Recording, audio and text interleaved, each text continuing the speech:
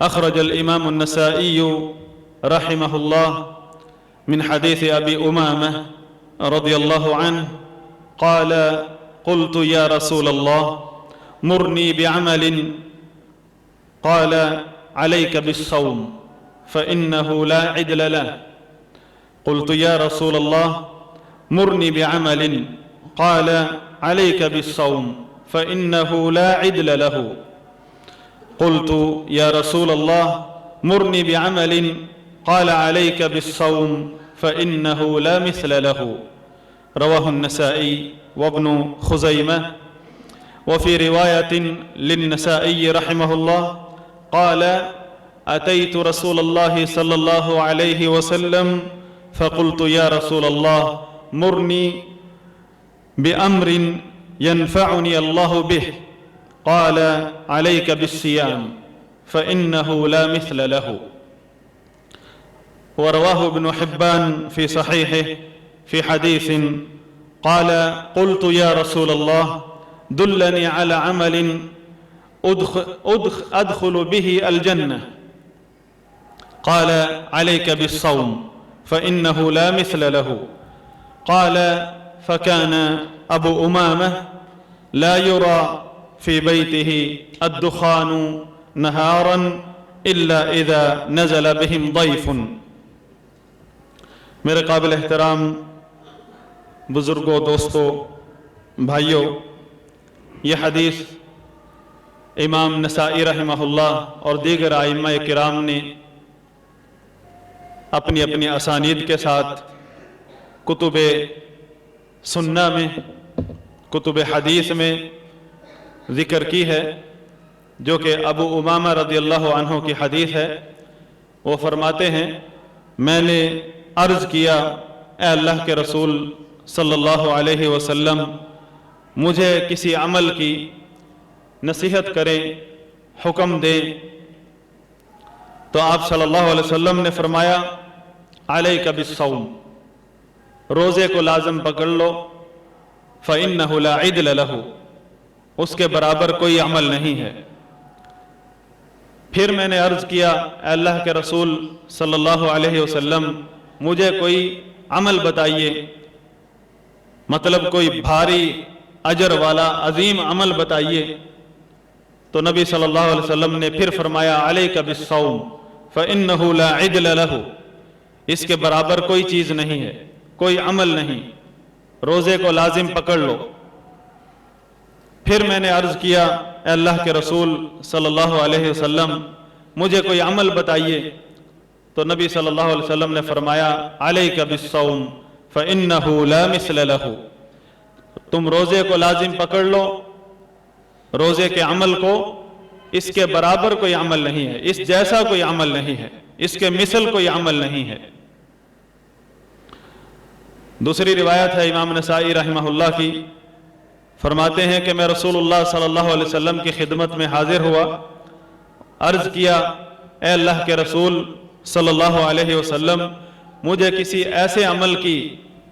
نصیحت کریں، حکم دیں، ینفعنی اللہ بہ، جس کے ذریعے اللہ مجھے نفع عطا فرمائے۔ قال: علیک بالصوم، تو نبی صلی اللہ علیہ وسلم نے فرمایا روزے کو لازم پکڑ لو، فإنہ لا مثل لہ، اس کا مثل کوئی عمل نہیں ہے۔ دوسری حدیث جو کہ ابن حبان رحمہ اللہ نے روایت کی ہے، اس میں فرماتے ہیں میں نے عرض کیا اللہ کے رسول صلی اللہ علیہ وسلم میری رہنمائی کر دیجئے ایسے عمل کی طرف جس کے ذریعے، جس کی بدولت میں جنت میں داخل ہو جاؤں۔ فرمایا: علیک بالصوم فإنہ لا مثل لہ، تم روزے کو لازم پکڑ لو، روزے کے عمل کو، اس کے مثل کوئی عمل نہیں ہے۔ تو جو راوی ہیں تابعین میں سے، وہ فرماتے ہیں کہ اس کے بعد، اس نصیحت کے بعد سیدنا ابو امامہ رضی اللہ عنہ کے گھر میں کبھی دھواں نہیں دیکھا گیا کہ کوئی کھانا پک رہا ہو دن میں، الا اذا نزل بهم ضیف، صرف ایسے حالات میں جب ان کے پاس کوئی مہمان آ گیا ہو تو اس کے لیے کھانا پکتا تھا۔ روزہ چاہے نفلی ہو یا ماہ رمضان کا روزہ جو کہ فرض ہے. ماہ رمضان کے روزے اسلام کے ارکان میں سے ایک رکن ہے. نبی صلی اللہ علیہ وسلم کا فرمان ہے الصوم جنہ، روزہ ڈھال ہے. روزہ ڈھال ہے اس انسان کے لیے، ایک ایسا عمل ہے، ایسی عبادت ہے جو کہ اس کے لیے ڈھال بن جاتا ہے.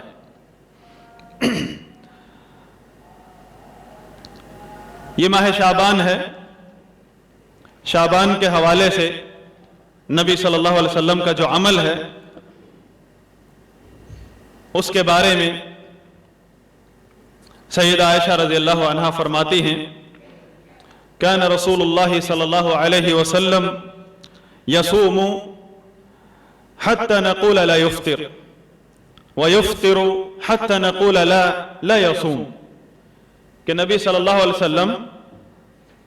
دیگر اسلامی مہینوں میں روزہ رکھنا شروع کر دیتے، حتیٰ کہ ہم کہہ اٹھتے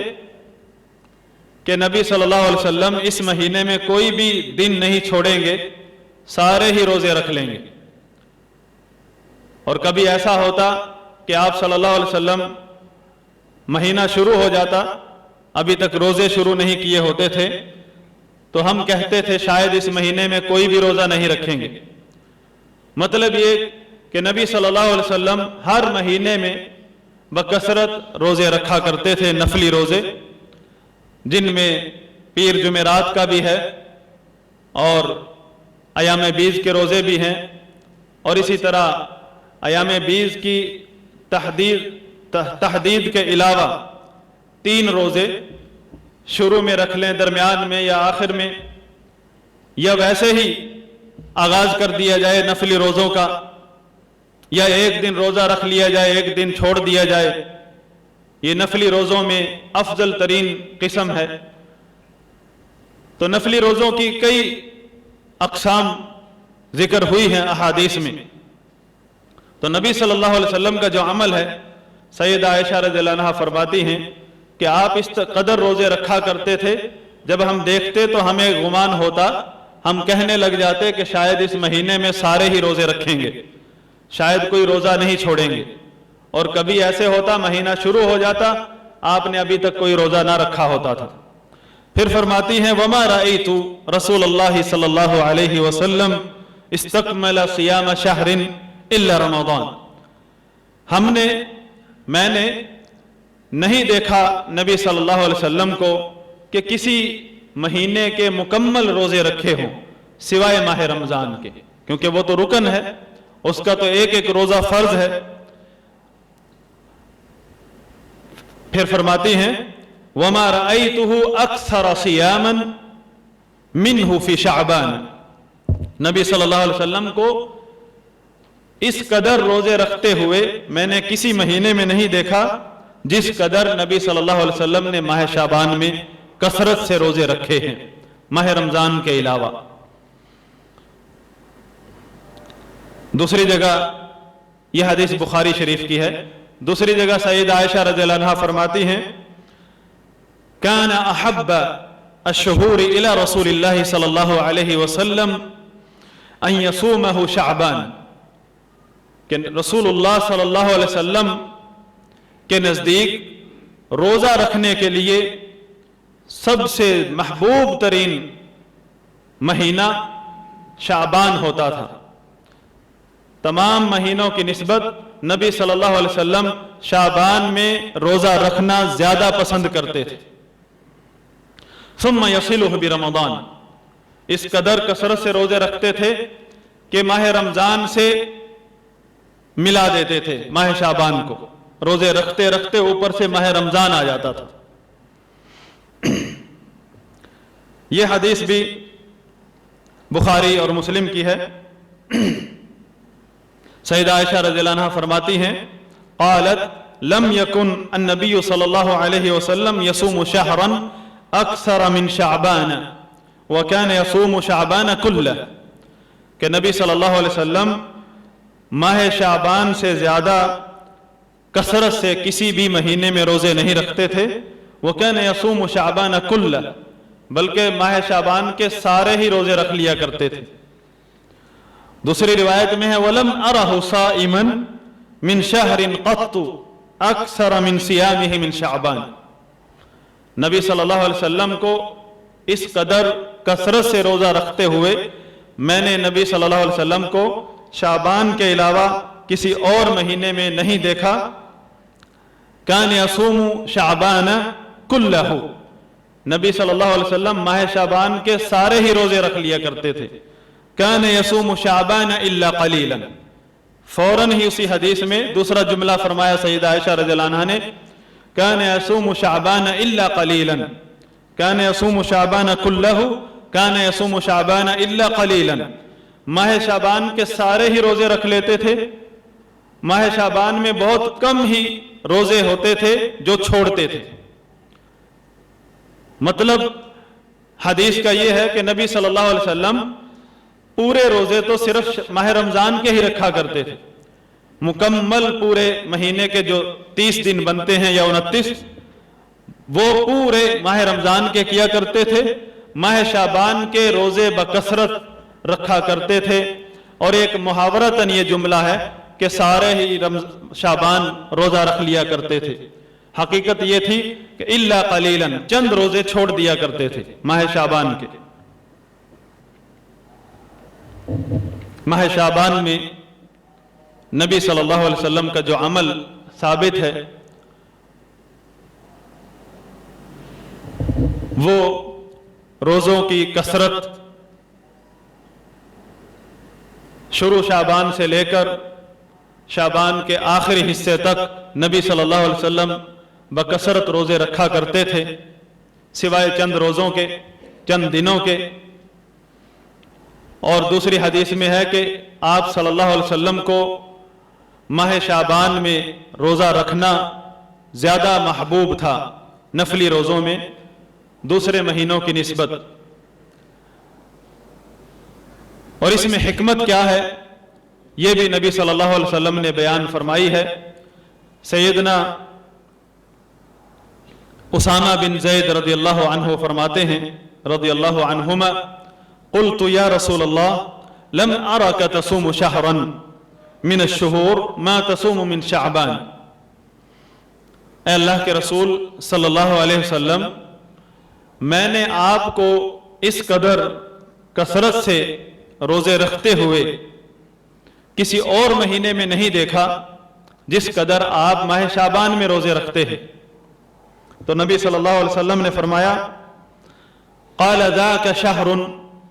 यग़फ़लु अन्नासु अन्हु, ये ऐसा महीना है जिससे लोग गफलत बरतते हैं। बैन रजब व रमज़ान, ये महीना रजब और माह रमजान के दरमियान आता है, माह शाबान,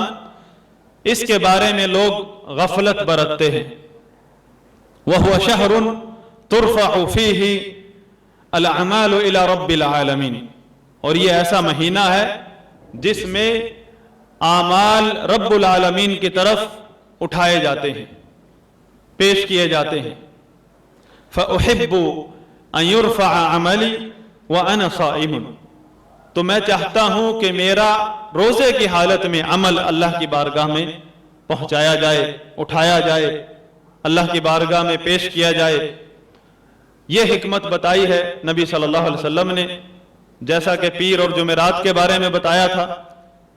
कि हफ्ते में पीर और जुमेरात के रोजे आप सल्लल्लाहु अलैहि वसल्लम रखा करते थे, क्योंकि इन दो दिनों में नामा अमाल अल्लाह की बारगाह में पेश किया जाता है।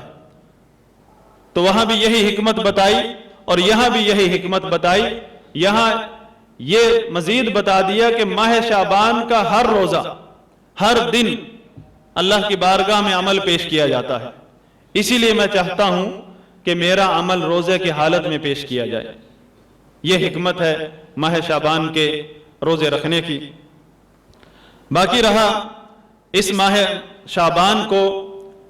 रोजे के अलावा किसी और इबादत के लिए खास करना, इस माह शाबान को सिर्फ रोजों के अलावा किसी और इबादत के लिए खास करना, चाहे वो रात हो इस महीने की या दिन, इसकी कोई दलील नहीं है। اور جس عمل کی کوئی دلیل نہ ہو، من عمل عملا لیس علیہ امرنا فہو رد، تو وہ عمل مردود ہے، وہ عمل مردود ہے، چاہے وہ ظاہر میں کتنا ہی نیک کیوں نہ نظر آتا ہو۔ باقی رہا روزے رکھنا، جیسا کہ نبی صلی اللہ علیہ وسلم کا عمل ہے وہ ثابت ہے، اور دوسرا اس مہینے میں کثرت سے روزے رکھنا یہ سنت ہے، یہ ثابت ہے جو کہ ہمیں کرنا چاہیے۔ تیسرا یہ کہ اس مہینے میں 15 شعبان کی رات کو عبادت کے لیے خاص کرنا، یہ بھی بالاتفاق جمہور اہل علم کے نزدیک یہ بدعت ہے، قبیح ترین بدعت ہے، بلکہ اس رات کے لیے کچھ عبادات ہیں جو لوگوں نے گھڑ لی ہیں، جن کے بارے میں اہل علم نے پرانے دور میں ہی لکھا ہے کہ یہ قبیح بدعات ہیں۔ اور ماہ شعبان کی 15 شعبان کی رات کی عبادت میں لوگوں کے اپنے اپنے مختلف طریقے ہیں، ایک طریقہ نہیں ہے۔ اہل علم کا جو اس میں موقف ہے وہ یہی ہے کہ تمام راتیں برابر ہیں، چاہے وہ ماہ شعبان کی ہوں یا کسی اور مہینے کی ہوں، ہر رات میں ایک گھڑی ہے جس میں اللہ تعالی دعا قبول کرتا ہے، اور ہر رات میں عبادت ہے، قیام اللیل ہے جو کہ نبی صلی اللہ علیہ وسلم کی سنت ہے۔ تہجد کی نماز، قیام اللیل ہر مسلمان کسی بھی رات کو اٹھ کر ادا کر سکتا ہے بغیر تخصیص کے۔ بعض لوگ اس رات کے بارے میں ایک ایسی فضیلت بیان کرتے ہیں جو کہ من گھڑت ہے، اور وہ یہ کہ اس رات لوگوں کا رزق لکھا جاتا ہے، کون مرے گا، کون پیدا ہوگا، کون شادی کرے گا، کون کیا کرے گا، سب کچھ لکھا جاتا ہے، یعنی یہ رات تقدیر کی رات ہے، اور اس کے لیے قرآن سے دلیل دیتے ہیں۔ قرآن میں سورۃ دخان ہے، سورۃ دخان میں آیت ہے اِنَّا أَنزَلْنَاهُ فِي لَيْلَةٍ مُبَارَكَةٍ، اس میں لفظ ہے فِيهَا يُفْرَقُ كُلُّ أَمْرٍ حَكِيمٍ، اس رات میں ہر محکم بات کا فیصلہ ہوتا ہے۔ یہ بات صحیح ہے، اللہ کا فرمان ہے، قرآن ہے، لیکن کس رات میں؟ کیا سورۃ دخان میں یا پورے قرآن میں کہیں 15 شعبان کی رات کا ذکر ہے؟ اگر ہم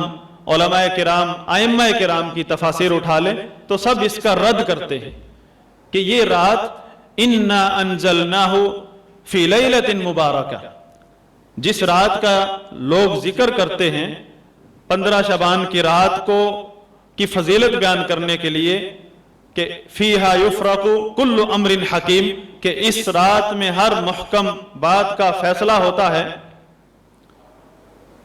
اس رات کے بارے میں اسی آیت میں اللہ تعالیٰ کا فرمان ہے اِنَّا أَنزَلْنَاهُ فِي لَيْلَةٍ مُبَارَكَةٍ، کہ اس قرآن کو ہم نے اس مبارک رات میں نازل فرمایا ہے۔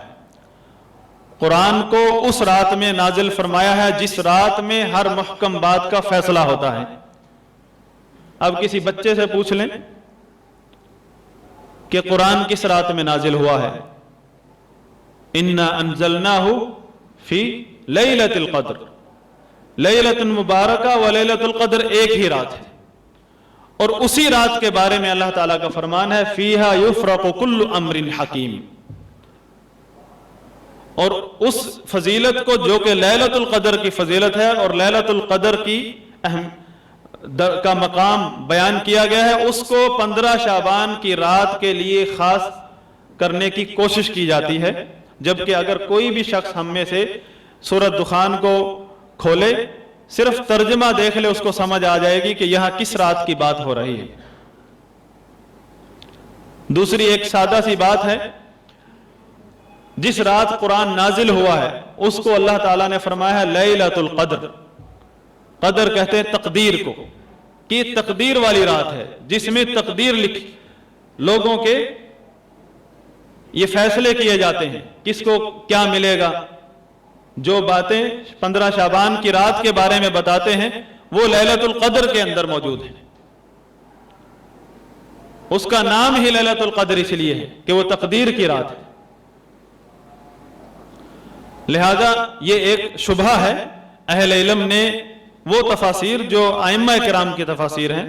ان میں اس کا رد کیا ہے کہ یہ اس بارے میں نہیں ہے، بلکہ یہ رات وہ رات ہے جس میں قرآن نازل ہوا ہے، اور وہ رات لیلۃ القدر کی رات ہے، اور اسی رات کو اللہ تعالیٰ نے لیلۃ المبارکہ فرمایا ہے، اور اسی رات میں ہر محکم بات کا فیصلہ ہوتا ہے۔ باقی رہی 15 شعبان کا روزہ رکھنا، خطبے کے آغاز سے ہی ہم نے 15 ماہ شعبان کے اندر نبی صلی اللہ علیہ وسلم کے عمل کے بارے میں 2-3 احادیث ذکر کی ہیں، جس سے ثابت ہوتا ہے کہ نبی صلی اللہ علیہ وسلم کو یہ بات زیادہ پسند تھی کہ آپ نفلی روزے اس مہینے میں رکھیں، اور عملاً آپ صلی اللہ علیہ وسلم نے اس مہینے میں بکثرت روزے رکھے ہیں، حتیٰ کہ ماہ رمضان آ جاتا تھا اوپر سے۔ 15 شعبان کا خاص کر کے روزہ رکھنا، 15 تاریخ کا،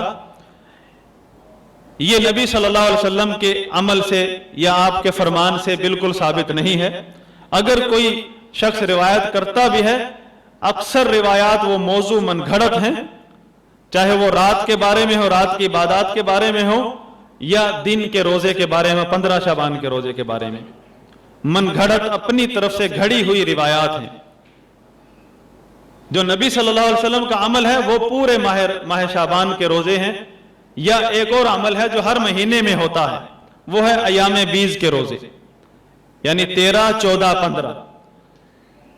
جس شخص کو اللہ نے توفیق دی ہے ہر مہینے 13، 14، 15 کا روزہ رکھتا ہے، ماہ شعبان میں بھی وہ روزہ رکھے گا یا رکھتا ہے، تو وہ یا پہلے نہیں رکھتا تھا، ایام بیز کے روزے رکھتا ہے، اس مہینے میں رکھنا چاہتا ہے رکھ سکتا ہے، لیکن ماہ شعبان کے ساتھ کوئی خاص نہیں ہے ایام بیز، ہر مہینے کے اندر ایام بیز ہے۔ 13، 14 کو چھوڑ کر صرف 15 شعبان کا روزہ رکھنا اور 15 شعبان کا نام رکھ کے اس کی خاص فضیلت سمجھنا، یہ ایک من گھڑت بات ہے جو دین کے اندر داخل کی گئی ہے۔ نبی صلی اللہ علیہ وسلم کا فرمان ہے جو کہ سیدہ عائشہ رضی اللہ عنہا روایت کرتی ہیں، من احدث فی امرنا ھذا ما لیس منہ فہو رد، کہ جس شخص نے ہمارے اس دین میں کوئی ایسی چیز ایجاد کی یا ایسے عمل کی ابتدا کی جو کہ اس دین کے اندر نہیں ہے، فہو رد، تو وہ مردود ہے، وہ عمل بھی مردود ہے، وہ شخص بھی مردود ہے، عمل قبول نہیں ہوگا، اور اس شخص کو حوض کوثر سے دھتکار دیا جائے گا جس نے بھی بدعت کی ایجاد کی، ابتدا کی۔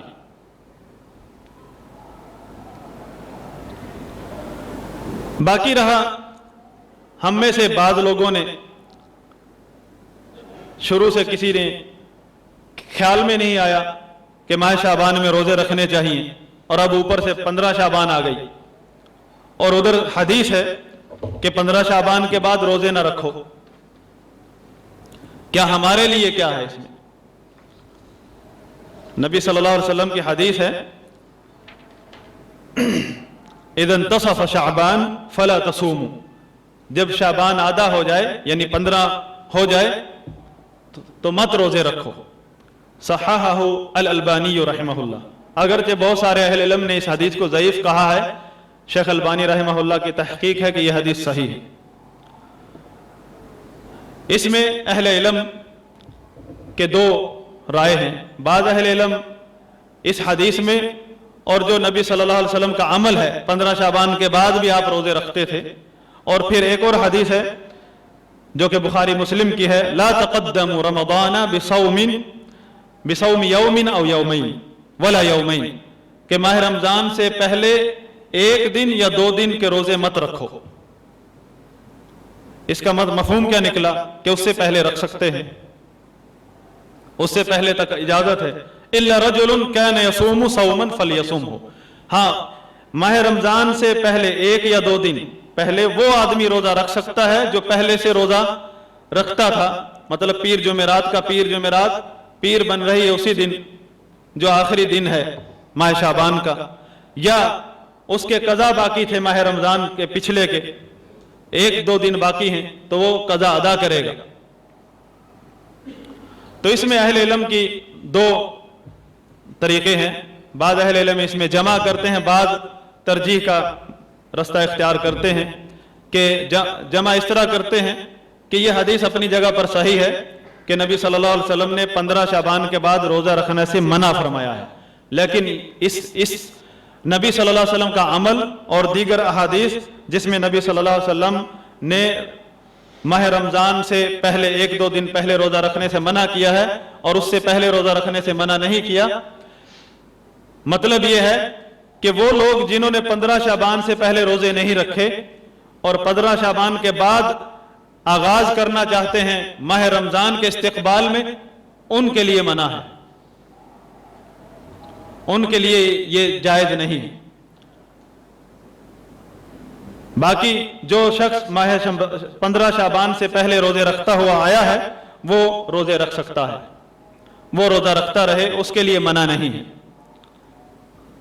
کہ نبی صلی اللہ علیہ وسلم کا عمل بھی اسی پر دلالت کرتا ہے. اور بعض اہل علم کہتے ہیں کہ اس میں کوئی کراہت نہیں ہے, مطلقاً کوئی کراہت نہیں ہے, 15 شعبان کے بعد بھی روزے رکھے جا سکتے ہیں, جس نے پہلے نہیں رکھے وہ بھی رکھ سکتا ہے, کیونکہ نبی صلی اللہ علیہ وسلم کا عمل اس پر دلالت کرتا ہے. اور نبی صلی اللہ علیہ وسلم کی جو حدیث ہے جس میں منع کیا ہے ماہ رمضان سے 1-2 دن پہلے روزہ رکھنے سے, اس کا مفہوم جو ہے یہی نکلتا ہے کہ اس سے پہلے تک آپ روزہ رکھ سکتے ہیں, اور وہ اس طریقے کو زیادہ بہتر سمجھتے ہیں, زیادہ بہتر گردانتے ہیں بجائے اس کے کہ جو جمع کیا جائے کہ ان کے لیے ہے جو پہلے روزہ نہیں رکھتے تھے, ان کے لیے نہیں ہے, اور ان کے لیے جائز ہے جو پہلے سے روزہ رکھتے ہوئے آ رہے تھے. یہ اہل علم کی دوسری جماعت وہ کہتے ہیں کہ نہیں, رکھ سکتے ہیں, 15 شعبان کے بعد بھی جنہوں نے پہلے نہیں رکھے وہ بھی رکھ سکتے ہیں, کیونکہ نبی صلی اللہ علیہ وسلم کا عمل اور نبی صلی اللہ علیہ وسلم کی دوسری احادیث اس پر دلالت کرتی ہیں. اللہ سے دعا ہے کہ اللہ تعالی ہمیں نبی صلی اللہ علیہ وسلم کے طریقے کے مطابق اپنے مہینے, ہفتے, دن, راتیں گزارنے کی توفیق عطا فرمائے. اللہم اعز الاسلام والمسلمین واذل الشرک والمشرکین. اللہم آتنا فی الدنیا حسنہ وفی الآخرۃ حسنہ وقنا عذاب النار والحمد للہ رب العالمین.